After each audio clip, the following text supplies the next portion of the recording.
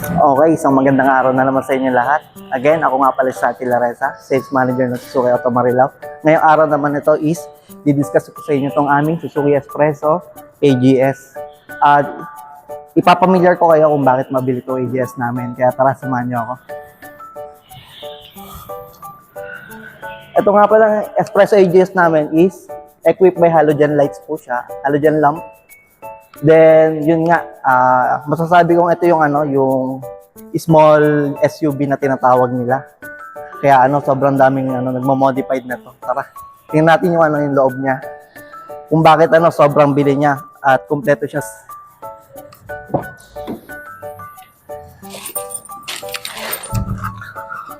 So, yun si Espresso AGS nga pala is equipped by na siya, traction control.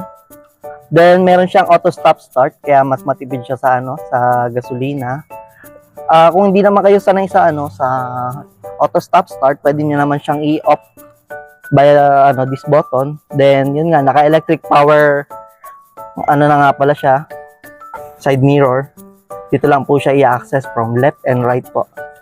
Then, kagandahan dito kay Espresso is meron siyang easy button para paglipat niya ng radio. Then, meron siyang volume up and down. Then, meron siyang mute button. Tara, ito pa yung isang kagandahan sa kanya is powered by Bluetooth na siya. Then, pwede siyang i-access yung cellphone nyo. Meron siya ditong answer call and drop call. Then, meron din siyang voice command para ma-access nyo, madalian yung yung cellphone nyo. And itong infotainment system. Tapos, yun nga, kagandahan dito kay Espresso is meron na rin siyang charging port. Then, ito nga palang infotainment system is pwede siyang Android Auto saka Apple CarPlay. True cord siya. Hindi siya pwedeng yung walang cord. So, ito nga pala yung niya, yung transmission niya. Ayan. Si Espresso AGS nga pala is, kaya siya tinawag na AGS is auto gear shift. Ang ganda kasi dito sa Espresso is manual siya pero wala siyang clutch. Okay, kaya siya auto gear shift is kapag nakabiin po yung nakapress po yung paa nyo dito sa gas pedal is kapag nangailangan siya ng gear is kailangan nyo lang i-depress yung paa nyo then tapak po ulit. Automatic na siya mag-shift ng gear. Yun yung kagandahan kay Espresso AGS. Dito naman tayo sa ground clearance niya. Ground clearance niya ni Espresso AGS is 180mm.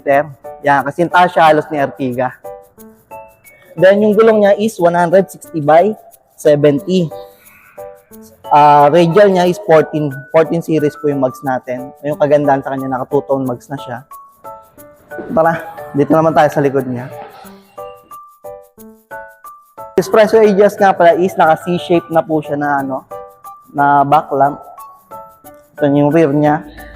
C-shape po siya. Siyempre halogen pa rin siya. Hindi pa rin siya LED lights. Then, kagandahan dito kay Espresso is equipped by 2i na po siya parking sensor.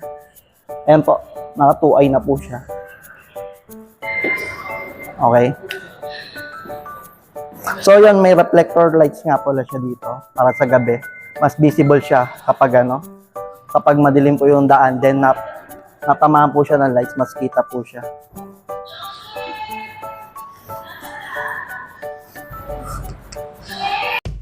Ayun, sa mga gusto nga po pala mag-avail ng sasakyan dyan, feel free to message me here. Ako nga po pala uli Santi Laresa, Sales Manager po ng Suzuki Auto Marilao. Hanapin nyo lang po ako dito kapag gusto nyo mag-inquire. Ako po yung mag-assist mismo sa inyo. Ilabas po natin yung unit nyo as soon as possible. See you soon, sir.